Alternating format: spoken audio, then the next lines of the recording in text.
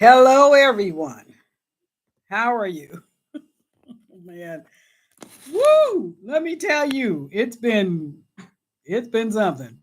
Um, this was a very impromptu um, visit, and yeah, I'm trying to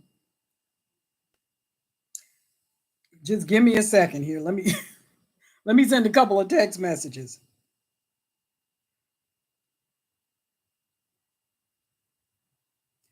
Um, yeah, for those of you that have given me um, their information, I'm able to text you and let you know when I'm coming on because, woo, um,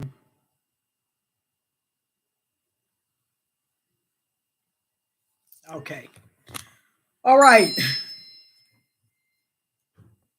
You know the drill. I look at it. You see that? Do you look at this? You see this? My God, I'm telling you. I'll tell you. I'll tell you all about it. Just make sure you sign in. Let me know where you're signaling from. You know the drill. I might need to lift this up just a little bit or push it back a bit. Okay. All right. Um, I hope everybody's doing all right. Um, you did not get a notification because I literally just walked back in my door. I had not planned on, I had to make a run out of town, which I had not planned on. I had planned on being here doing a video this evening, and I was going to send out a message saying what time and all that. But it kind of worked out that I didn't do that because I wasn't back in time, the time that I thought I was going to be. And oh man. Anyway, thank you for the thumbs up. Everybody that's giving me a thumbs up. Listen, it's been I think the last time I saw you all, I was telling you about my friend who had a stroke. And uh, uh, hold on just a second, honey. Can you turn that light on, please? That one in there because it's just not quite. Unless it's my. Uh oh. Wait a minute. Okay, that's fine. Thank you. Yeah. Um. Anyway, so to give you an update on that, you know, family can be something else. If two things happen, number one, you don't die quick enough like they thought you were going to, and number two, they got power issues.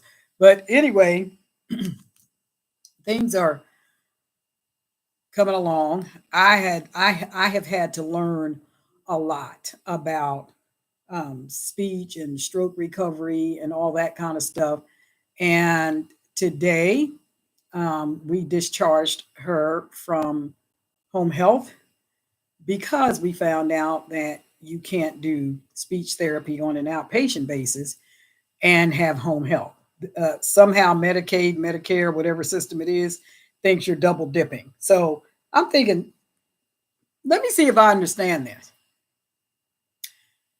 You might not be able to wipe your butt on your own or speak, but you got to pick one. Now, I would think you should be able to do both. But anyway, since we had been doing the home health care and it really wasn't a whole lot to it, the therapy sessions, the in home therapy sessions for occupational therapy and physical therapy ended last week. And so today I went ahead and ended um, the home health care, which was nothing really, other than the nurse coming, taking her vital signs, asking her a couple of questions, and that she couldn't answer, and that was it. So couldn't answer not because she didn't understand the question, but because her speech is so kind of garbled till she substitutes words that don't make any sense. And if you're around long enough, you know what she's trying to say, and so that's kind of good enough. And so there I am trying to translate stuff. But anyway, so that ended so that I could get her into speech therapy because I didn't need them to bathe her or fix her meals. Or she lives here with us, and she's been getting in the shower on her own now for the last probably week and a half or two without incident. I have a safety chair in there. I have non-slip mats in there, and so she's good to go. She just has to get the water thing straightened out. Turn on the cold before you turn on the hot. That kind of thing. But anyway, she's coming along. She's ambulatory. She's able to walk around, and still a little bit weak in the right hand. So I don't let her handle anything hot, cook or knives, anything like that that could slip or slip out of her hand. The other thing that I'm glad that we were able to do, um, because her cognition is intact, uh, we were able to get a lot of paperwork done and changed that needed to be done and changed. I'm telling you, family can be a hot mess when they think you about to kick the bucket. They, and then when you don't, they get mad at you. They just want to abandon you. Yeah, so we had to change some things around. But anyway, I have survived. Although, look at that. You see that? I'm already old. Okay, look at that. I don't need that. I don't need that. But anyhow, and then today I thought, this is going to be a day that's going to be, there's nothing. They called early this morning. They rescheduled the very first speech therapy. I'm thinking, okay, I'm not impressed. They rescheduled the very first one. Okay, no problem. There's nothing happening today except the nurse is coming early afternoon. I get to sleep in. Did I get to sleep in? No, I didn't get to sleep in because my phone was jumping off the hook. The one day I did not have my ringer turned off, my phone was jumping off the hook. So there you go. Hi, Amber. Hi, Donna. La. South Carolina. I hope that you are doing well. I am. I'm just really tired. Um, it's just listen, if you've never had to do this, be a caretaker for a situation like this, I tell you what, it's more than a notion. Okay, it's something. It's very, very taxing. It's mentally taxing. It's emotionally taxing. There's so many balls up in the air, and yeah, it's just a lot of stuff that has to be taken care of that only really the caregiver can do. And the caregiver can only do so much when there's a speech impediment, trying to find out what needs to be done. So anyway, I'm just tired. That's all. I'm just tired, and I'm okay. I'm tired, but I'm okay. I wanted to tell you all that I got a gift today. Let me see if I can get my husband to bring it to me. Hold on, just for a second.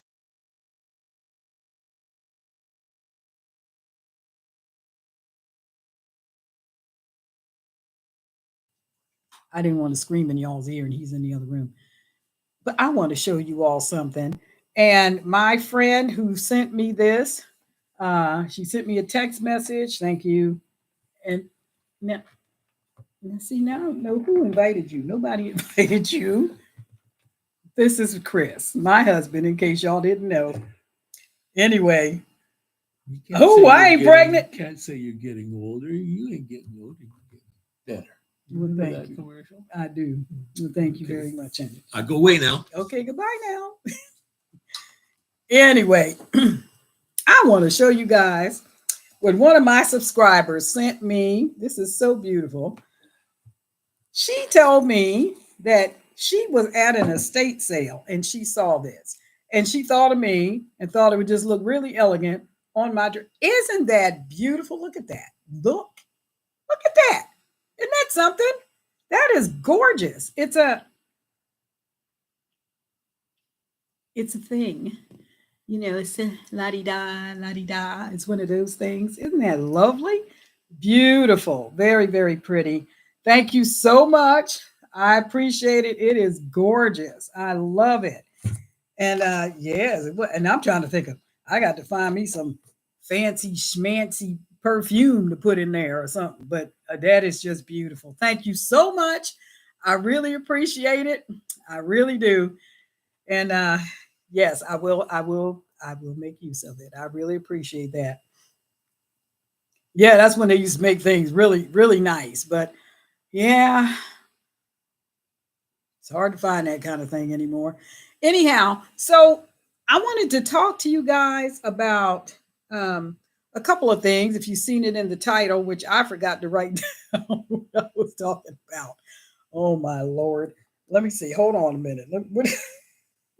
So much has happened since the last time I've been on here. I forgot what I wanted to talk to y'all about. I know some of it was a police visit that I got. That was we actually called.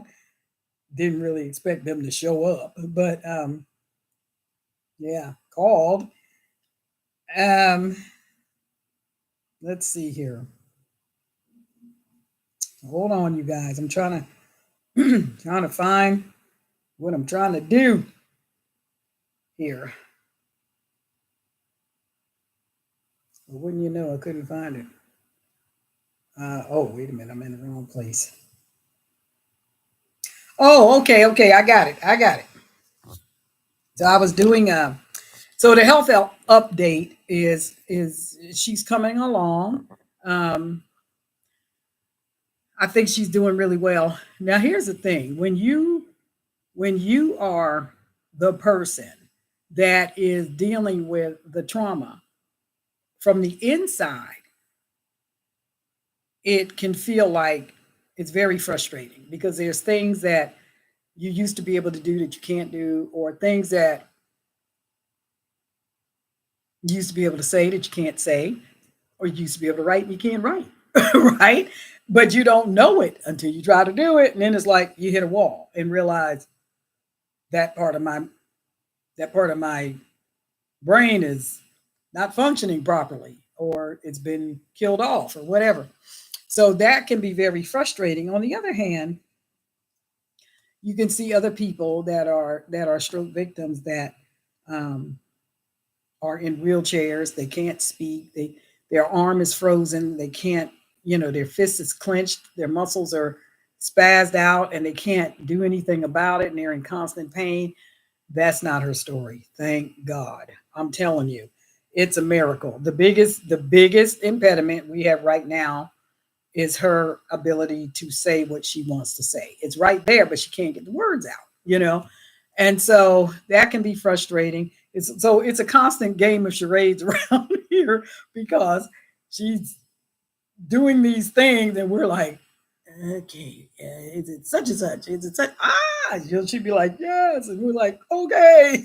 So anyway, and sometimes we just laugh and other times she cries. And I understand that. But it is coming along. And I want to thank you, everyone that prayed for us and for me through all of this. I just want to tell you thank you so much. Um, I do not believe we would have made the progress that we have made had it not been for your prayers. And so I do thank you for that because the hospital, uh, they wanted her doctor her attending physician at the hospital wanted to send her to a nursing facility. And I'm like, we ain't doing that. We're not doing that. So anyway, I mean, I didn't feel like her life was over. Now, if she had been in a condition where she couldn't speak, she couldn't see, she couldn't move, that's different. I can't care for that. I'm not a skilled nurse, and I can't. I used to years ago when I was a teenager and I was a candy striper, if you remember those days. Um, uh, I knew how to roll a patient and change a bed while the patient was in the bed.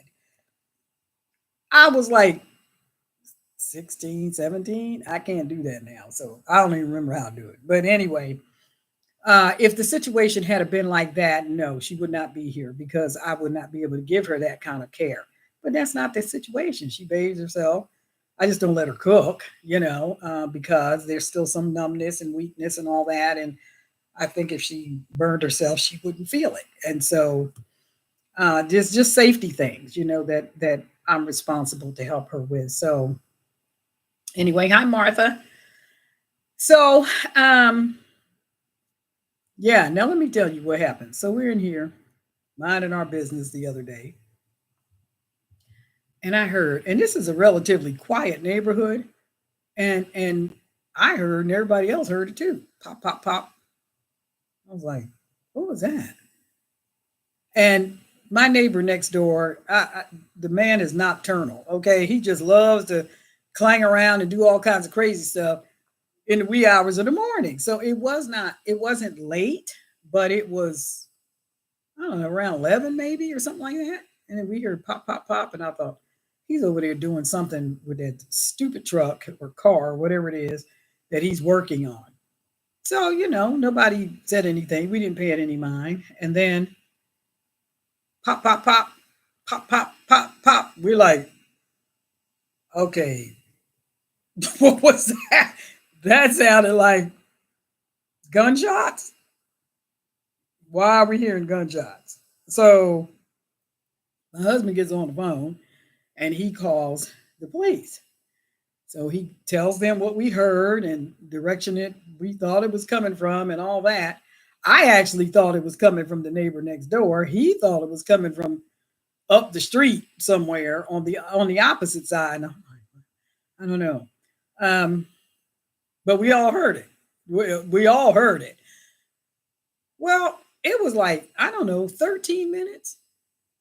And we had all these police at our door. Wait a minute. We ain't the ones doing the pop, pop, popping. Okay. I don't know what they were doing here. But anyway, so three of them, my husband opened the door. Three of them come walking in, a girl, two guys, look like they just came out the womb. I'm thinking, does your mother know you playing with firearms or whatever? But they were young, especially the girls. Like, I wanted to ask her, how old are you? Because when we went to Europe, we saw the same thing. They were, I think we were in Salzburg. I'm not sure, but those cops over there, all of them looked like they were fresh out of high school. It was, I was like, wow. Anyway, so they were telling us that one of their lieutenants was in the area. Um, I guess because he got the call as well from the dispatcher, and he happened to be in the area. And the report that he gave those three officers that were here in my home was that somebody was letting off some firecrackers. But listen, folks, I'm not sure if firecrackers sound like that. Maybe a cap gun. People still use those, but that was interesting. Anyway, I think that was the official story. I'm not exactly sure what went on, but I don't think that was it. I just think maybe they just didn't want us to panic because they couldn't find where it was coming from.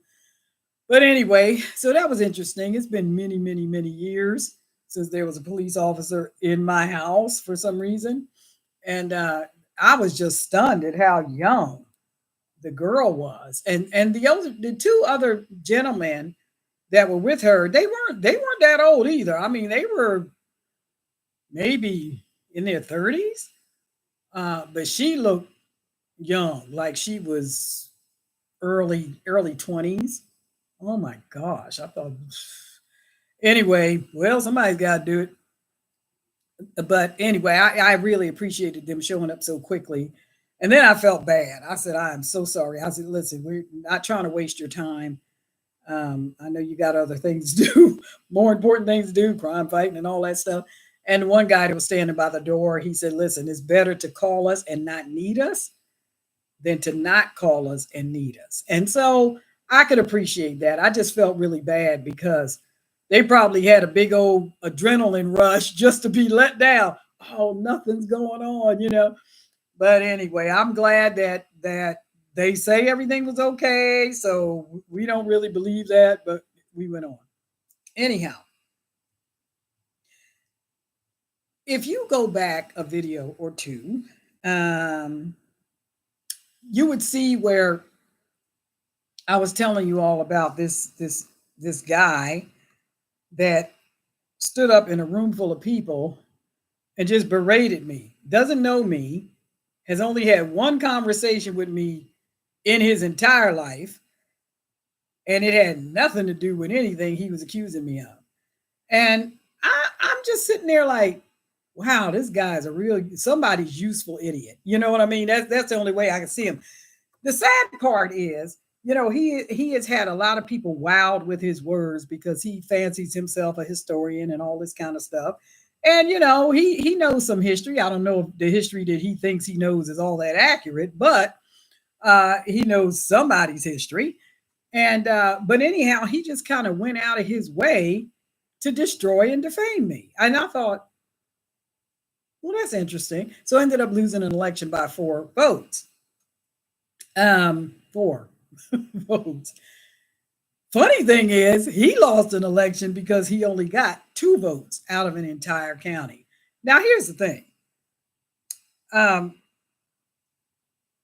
if people had so much confidence in him, why did he only get 2 votes? One being his own and one being the person that nominated him. Two out of an entire county. Okay, two. Uh, anyway, I'm just saying. So this same individual, about 5 days ago, pops up on the news where he got arrested for a felony.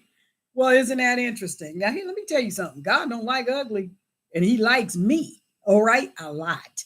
So after that happened, I was feeling some kind of way about that. And I went to God and I said, I don't know what this guy's deal is. I could kind of hear the voices of some people who have blessed our county by actually leaving and moving to another state. Thank God they're out of here. But they were using this young man because he was just stupid enough to let them do it. And he was stupid enough to believe anything that he was told without doing any investigating on his own. And so his mouth got him in trouble. But the thing is, the Lord told me not to do anything. Don't do anything. I'm thinking, uh, this is me we're talking about, right? You're telling me not to don't you do anything. Okay. All right.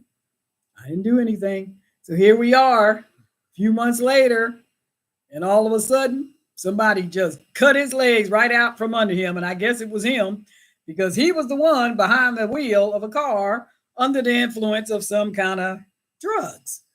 And then, you get these bleeding heart, selective righteousness individuals who had nothing to say when the man was berating me, defaming me, and doing all this stuff in a room full of people that they tried to say it was private. You got almost 30 people in the room. It ain't private. Okay. My phone was ringing before I even got home after that fiasco. And not only that, but there were letters sent out. At least one I know that was sent out to everyone that was in that room talking about what a disgrace that was, that was even allowed to happen. Do you think they apologized? Do you think they required the person to apologize? No. They just wanted to cover their own butt and act like nothing happened. Just let it go. Let it go. All right, I'll let it go. I didn't say nothing about it. But then when he hung himself by drunk driving or driving under the influence or whatever, here it is, public record, folks, public record. Um, and the same person that sent the public record to me had a problem with me sending it out to other people. It's public record. Whether I sent it or not, the people still could have seen it. It's public record. So it wasn't gossip. It wasn't revenge. It wasn't none of that. Because the fact of the matter is, he ran for office in our state. He ran for office. When you are running for office or you are elected to an office to serve the people, your life is an open book. You are open to scrutiny. You are open to criticism. You are open to all of it. I was expected to just take it and move on. But then when the golden boy got in trouble, all of a sudden, my Christianity was questioned and all this. And I'm like, listen, read your Bible because, I think only people that are amoral will defend somebody who puts other people's lives at jeopardy by getting behind the wheel of a car when you are under the influence of narcotics or whatever it was, and then driving on the wrong side of the road. Come on. And somehow this person found it in their righteous heart to defend that debauchery. I thought, you know what? Yeah, when somebody shows you who they are, believe them. So I don't dislike the person that defended them. I just think it was pretty stupid move since since everybody that was in that room probably saw that mugshot and you're defending this guy. You ain't making yourself look good. I don't care if you try to dress it all up with scriptures all you want to. You make yourself look like a fool and a very weak person. So anyhow, and then they were saying, well, I guess you feel vindicated. I don't feel anything except disdain that the guy would put himself and other people's lives at risk like that, and then have these sycophants just defending that, not even wanting to acknowledge the wrong that the guy did, but want to come after me for I didn't even write the article. I didn't take the picture. I just posted it on my web thing. That's what I did. I posted it on my web thing, and every other web thing I had access to, I posted it. You know why? Because if it had been any other elected official or any other person that was running for office, they would have been scrutinized the same way. If it had been me, they'd have drugged me through the mud. They drugged me through the mud when the guy lied on me. So I imagine if I had done something like that to myself and put my own reputation on the chopping block like that, they wouldn't have been so merciful toward me. So anyhow, listen, when you are an elected official, or when you're trying to subscribe to a higher office in public service, your life needs to be about as clean as you can keep it, because people are watching you. They're watching you. I don't want a drunk or a drug addict representing me in Congress. I'm sorry, I don't. Now, if they're in there, well, I didn't know it. I knew this one, okay? I knew this one. This wasn't gossip. This was fact. There's a mugshot. And so anybody that wants to defend that kind of stuff, I think you just better check your relationship with Jesus, okay? Because the Bible has a whole lot to say about unjust weights and balances, okay? It's wrong for me to say something about a public incident, but it's okay for them to defame and lie against a person that they don't even know. You want to defend that? You want to just let it go? Let's not talk about it? No, we're going to talk about it, because I will never vote for him. And as far as I know, if he gets convicted of a felony, he cannot run for office, not in this state. Good. So that's how I feel about that. Was I seeking revenge? No, I didn't have to. He did it to himself. Anyhow, that's the update on that. Just wanted to give y'all an update on that, because I did tell y'all about that a couple of videos back, and it was just flabbergasted to me that this person could just come up with stuff, and then there were 3 or 4 other people in the room saying, no, we've known this woman for 20 something years, and she ain't never been like that. She's never, I didn't say nothing. God told me to keep my mouth shut, and I did. And he told me, watch what I do. So I did. And I watched, and thank you, Jesus. That's all I got to say about that. Your arms are too short to box with God. And you need to leave God's people alone. That's all I'm trying to say. You know what I mean? Don't come after God's people and falsely accuse them of all kinds of mess. Then you got these fake, weak back, hypocritical Christians who want to defend the sin of people because they're wowed by their persona, or what, I don't know what the idolatry thing is going on there, but I don't worship anybody but Jesus. I'm not astounded by anybody's words. I'll listen to what anyone has to say, and it doesn't mean I can't learn from people. But you don't become my idol because you speak well. Okay, we had a president that could do that, and he lied every time he opened his mouth. He was lying. Okay, and boy, he was a great speaker, but he lied every time he opened his mouth. So, yeah, great speakers don't impress me. All right. I'm just saying, we are, especially Black people, should have learned your lesson from that one. Anyway, now let's talk about New York. What in the ham sandwich is wrong with people? Why are people out protest? Listen, how are you going to protest against the police removing murderers, rapists, and drug cartels from your city? Did you have to go to university to get a degree in that level of stupidity? I would just like to know where that came from. I don't know nobody that got that dumb on their own. You must have had went to school for that one. Okay. Here's the thing. Hi, Carolyn. Here's the thing. If somebody is raping and pillaging, oh Lord, you two they're gonna cut me off now because I said that word. If somebody is taking advantage of young people and buying and selling and all this kind of stuff with children and all that, and you out in the streets protesting, oh, he was a nice guy. All he did was deliver food. That wasn't all he did. That's all you saw him do. Okay. That wasn't all he did, because they've got investigations that have been going on for months that were kicked under the carpet because a certain political party had to import people to vote for them because they were losing their base here in the United States because they were destroying the country. And even people that were registered in that party could see this is not working. I can't buy eggs. I can't buy meat. I can't do anything. And it's all happening under your presidency and under your leadership. So now there's a new president in town who is saying, this is stupid. Okay. We need to take care of our own people first.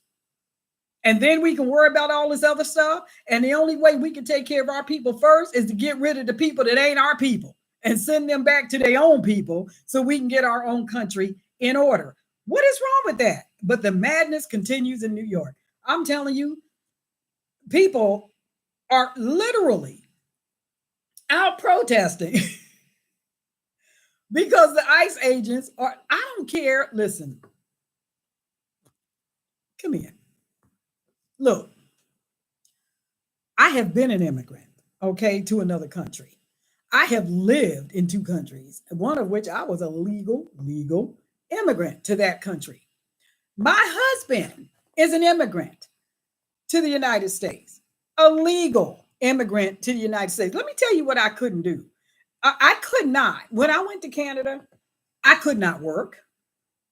I could not go to school.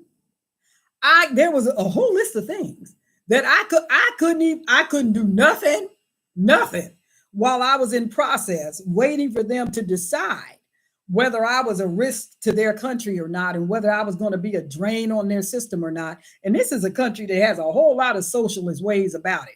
I mean, now they're moving into communism. Okay, so the country is starting to break off because some people are saying, yeah, we don't want that. But there were a lot of things that I could not do. I had to obey the law. I put in my paperwork. I paid the money. I had to go through the humiliating physical exams. I had to do all, if I wanted to be a part of that society, then I had to play by their rules. I didn't slip in through the south border. I didn't slip in through the north border. I didn't go out in the street, listen, and burn the flag of the country that I'm supposed to be wanting to be a part of. How insane are these people? I'm telling you. And New York, listen, if you're from New York, if you listen to my channel, you can't be of that ilk. That's all I'm trying to tell you. Because if you think all that is okay and you listen to my channel, I think maybe you got a split personality or something. Something's wrong. All right. Because you should not be okay with your businesses in your city and your state shutting down because these lawless, ungrateful, entitled, weaponized individuals come from other countries that they couldn't even make a change in their own country. And then they want to come to our country and make all these demands as if somehow we owe them something. Here's a news flash. I don't owe nobody nothing except to love them. Okay. That's all I owe you. And that's all you get. Now, in my other days, before I knew Jesus, I would have said that a whole different way. I'm just telling you, you wouldn't have liked it. So, but the madness continues in New York. It is bizarre what is going on there. And the fact that people are out I mean, they don't even know what they're doing. It's like, so you're advocating to be robbed and pillaged and your business is burned down and you're okay with all that. because Jorge is a nice guy. You know, yeah, he's a delivery driver by day and an arsonist by night, but you're okay with that because you're just going to look at the nice guy part. What is wrong with you? What you need a shrink, okay? Something wrong with you. Anyhow, the madness continues. Same thing in California. I'm thinking, California has turned into a place where you are from. It is not a place where you go to. Okay, first of all, the cost of living is ridiculously high. They got all these extremely expensive projects like rail lines and all this stuff that was supposed to be bringing a whole bunch of money into the state, blah, blah. They took the money and didn't build the rail line. I mean, this is over and over and over again with the governor there and the mayor, who is an avowed communist. In where is she at? Los Angeles, I think it is. These people are crazy. I'm telling you, listen, they do not embrace our lifestyle. They don't. They hate this country. They hate you if you love the country. They hate the flag. Can you even imagine if I was still living in Germany? I just can't imagine me going to Germany and burning the German flag in the capital of wherever.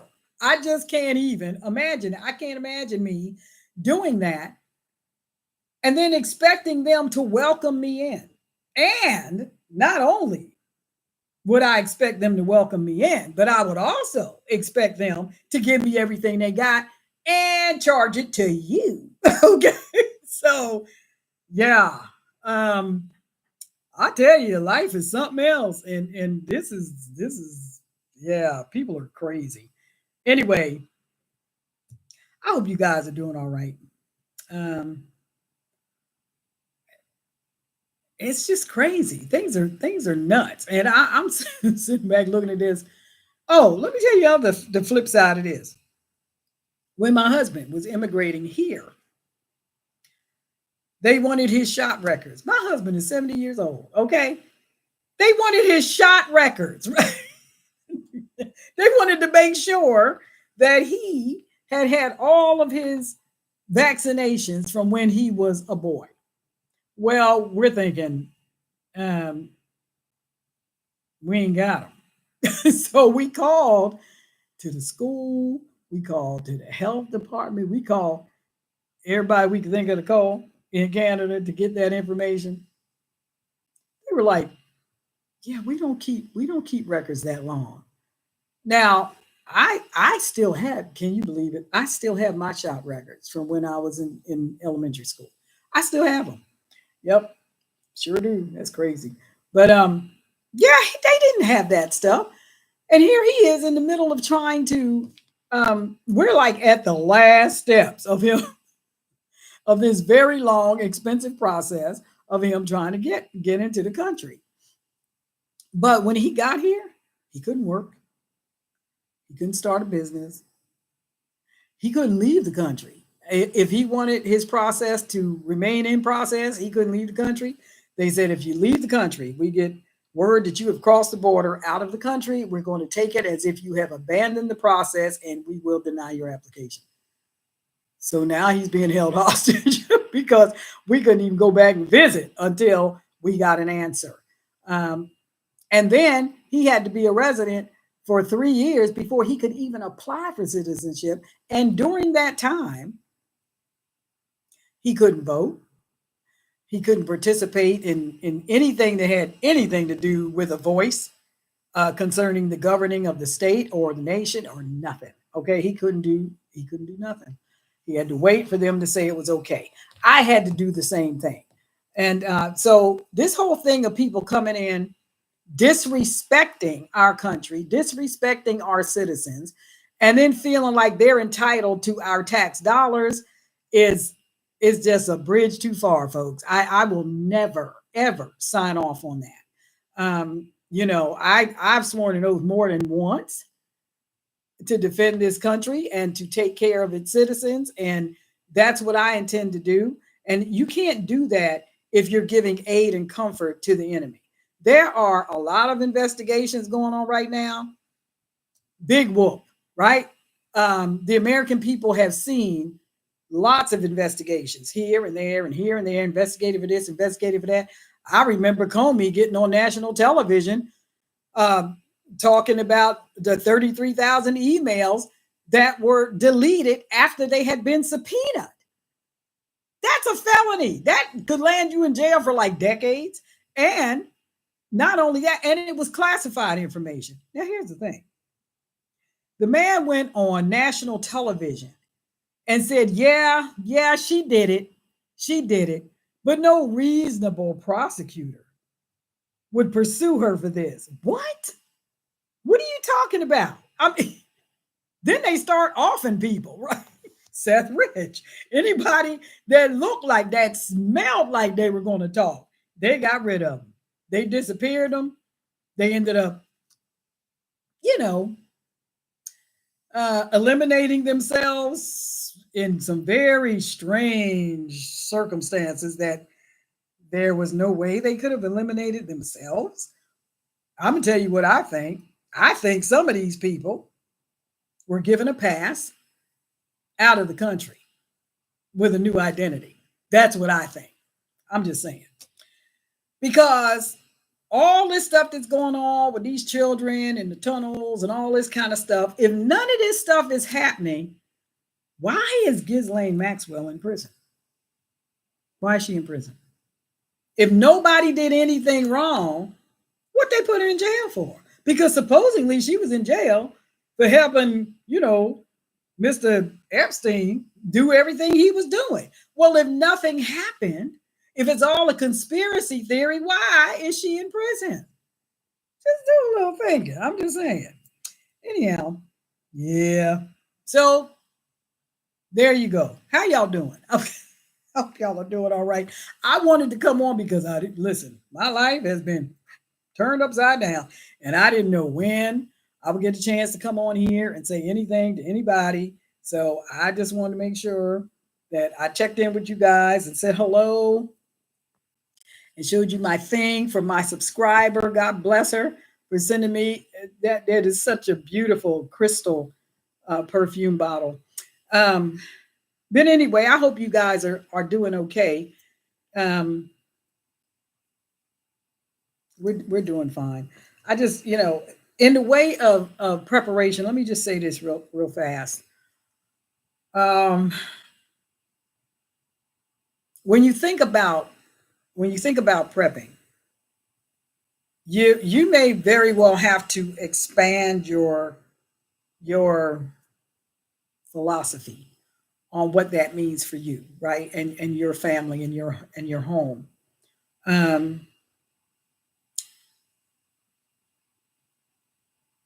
We found going through the situation that we're going through right now with this stroke victim that there were gaps. We had gaps in our paperwork and stuff that we had not even thought about. For example, let me tell you, and I want to explain to you the differences.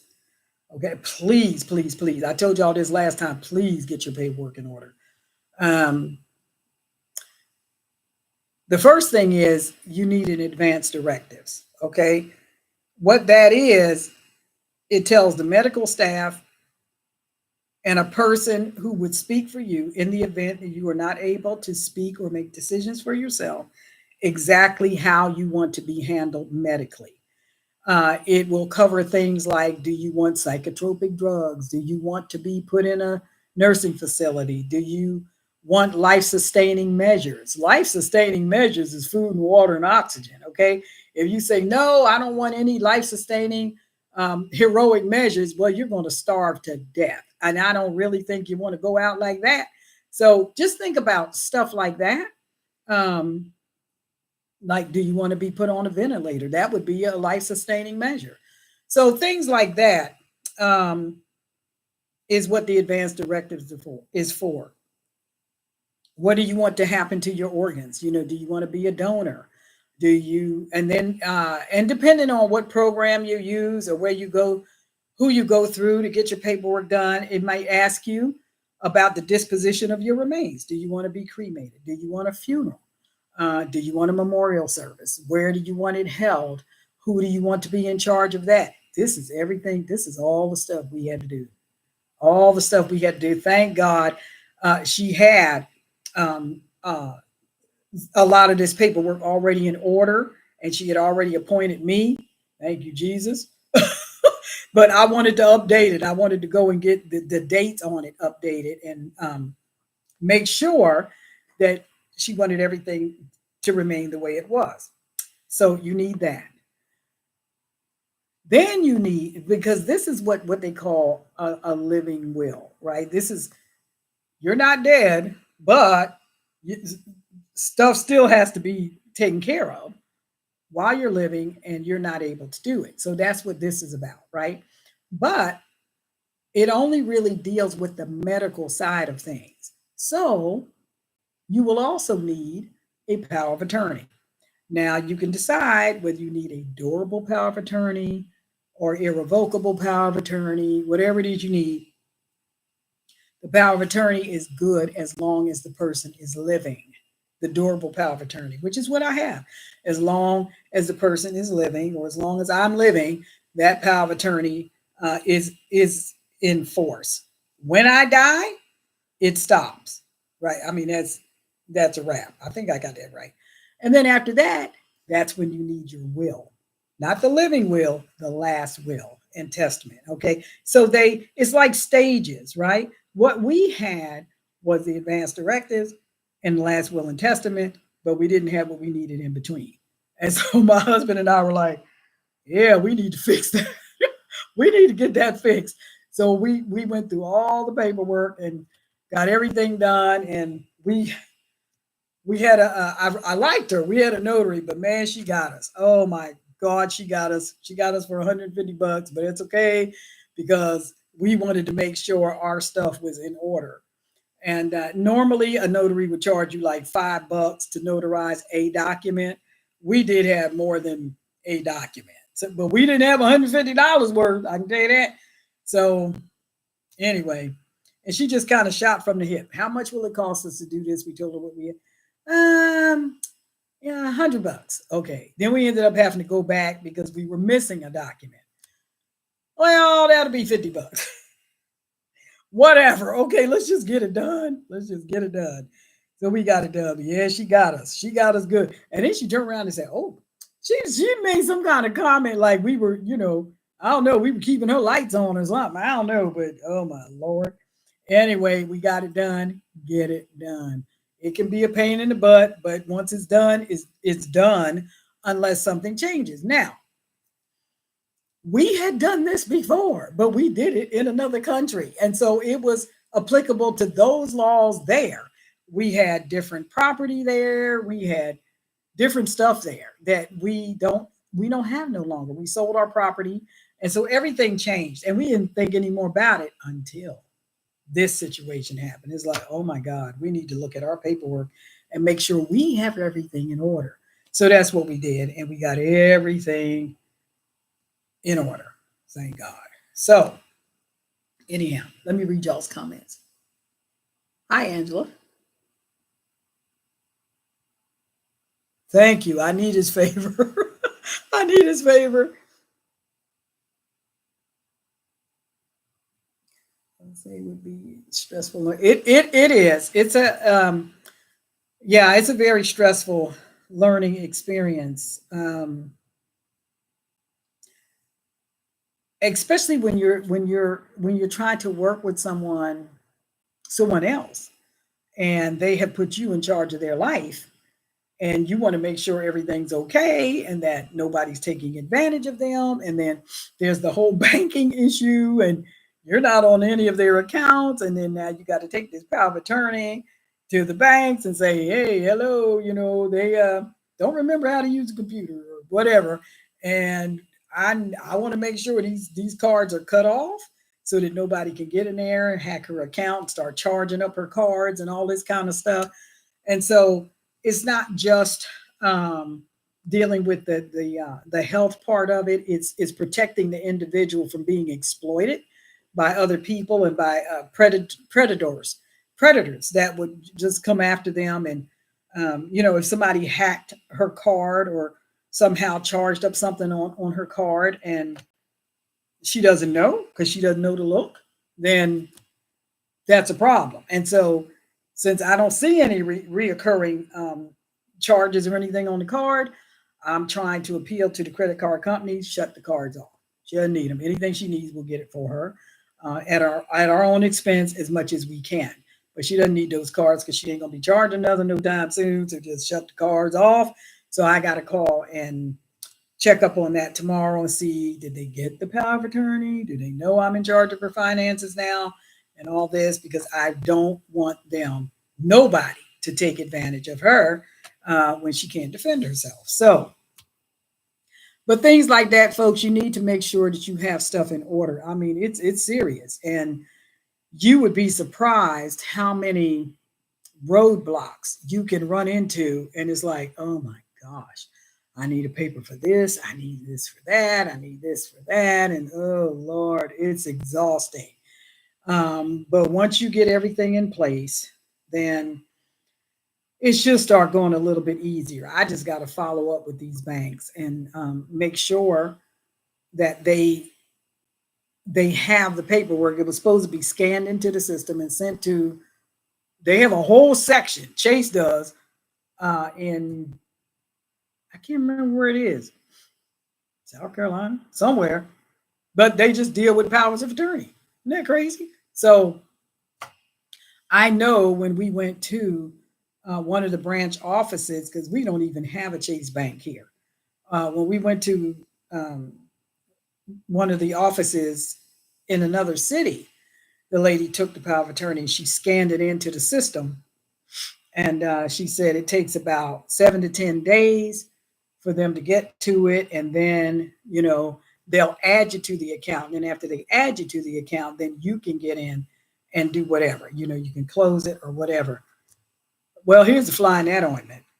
I don't know the password.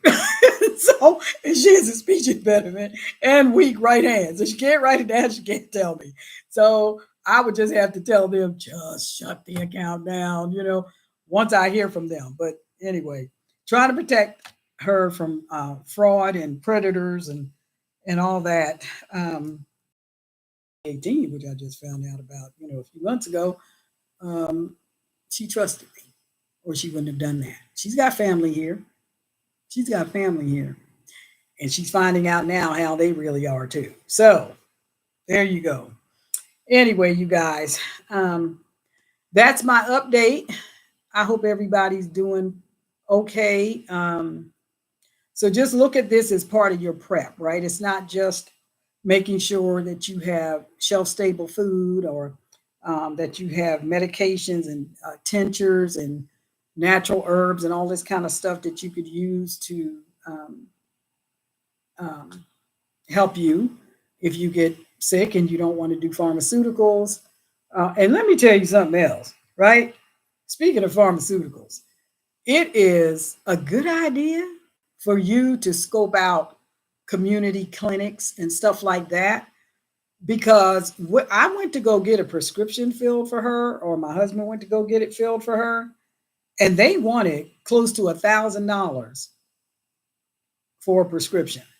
I thought, I don't know what y'all been smoking, but that ain't happening. Okay. So I called back to her doctor's office and I said, they want to charge us 900 and whatever dollars it is for this prescription. It ain't going to happen. So you need to find a generic or you need to find an alternative. But this right here ain't going to happen. I'm not going to bankrupt her like that. And when my husband and I planned our retirement, she didn't factor in. Okay. So we planned our retirement. We didn't plan for hers. So we got to work something out here. And so guess what? The doctor, I don't know who she called or what she did, but anyhow, she made a call to somebody. Next thing you know, we got a call from the doctor's office telling us to go over to this other clinic. And first they were telling us it wouldn't cost us anything. Then they said, well, we'll give you a 3-month supply and it'll cost $75. Well, that's better than $1,000. I whipped out the $75. Amen. Thank you, Jesus. So that's done. But you need to think about that. Look at your insurance and see what will they cover, what will they not cover. and make sure that you have something set aside, because I'm telling you, prepping is not just food. It's medication, it's herbs, it's whatever you need to survive in a crisis where that stuff is not readily available to you. Okay, it's part of prepping. Your paperwork is part of prepping. Your banking, making sure that if something happens to you, that if your paperwork is in order and you have an agent that can take care of your business for you, then they can get into your bank accounts and they can handle your finances. And so, as it is right now, I can handle everything for her, um, which is what I've been doing. And she's fine with it. She knows what's going on. I let her know, if a statement comes in, I show her her bank statement. I try to encourage her to open her own mail so she can use her hand more often, open her own mail, and then anything financial, I let her look at it. And when we were redoing her paperwork, I sat down with her and I went page by page, to make sure that she understood what she was doing. If she wanted to make any changes, she needed to be clear that those were the changes that she wanted to make. And that's what I told her. I'm not making these decisions for you. You need to make the decision. When it came time to sign, though, because of the weakness in the hand, I thought, boy, we're gonna be here all day long.